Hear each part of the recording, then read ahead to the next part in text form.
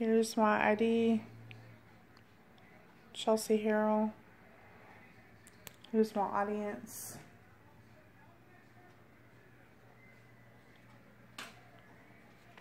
Okay, this is my persuasive speech on assisted suicide.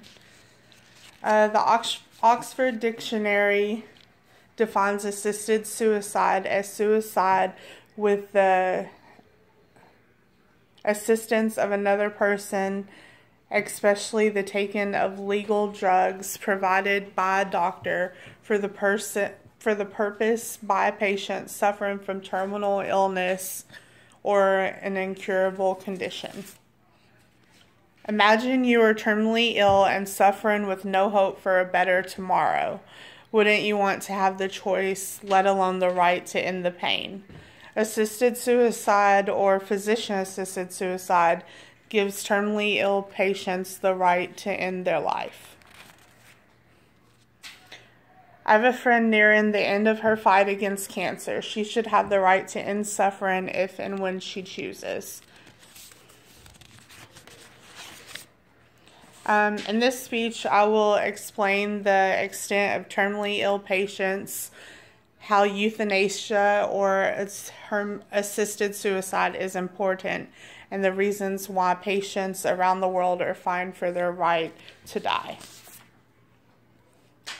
AssistedSuicide.org proclaims that every competent adult has the right, the incontestable right, to humankind's ultimate civil and personal liberty, the right to die in a manner and at a time of their own choosing. There's an increasing number of terminally ill patients in the United States. According to Growth House Organization, there are 1.2 new cases of cancer diagnosed annually. The American Medical Association's Family Medical Guide has a chart showing the number of deaths per 100,000 people. The number shows that the statistics are increasing and the need is increasing for assisted suicide because there's an increasing number of people dying. People are suffering. There are an alarming number of cases are terminal.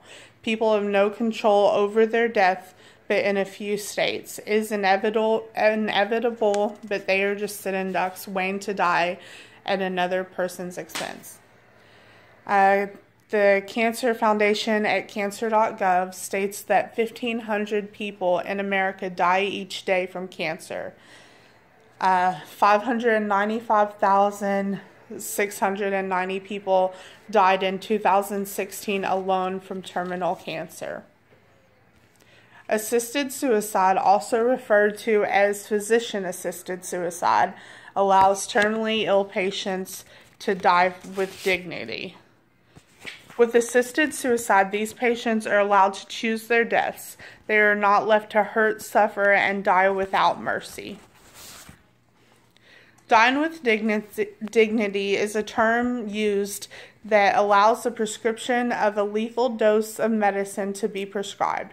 The dying patient must be the one to administer the medication, according to the Die with Dignity Foundation.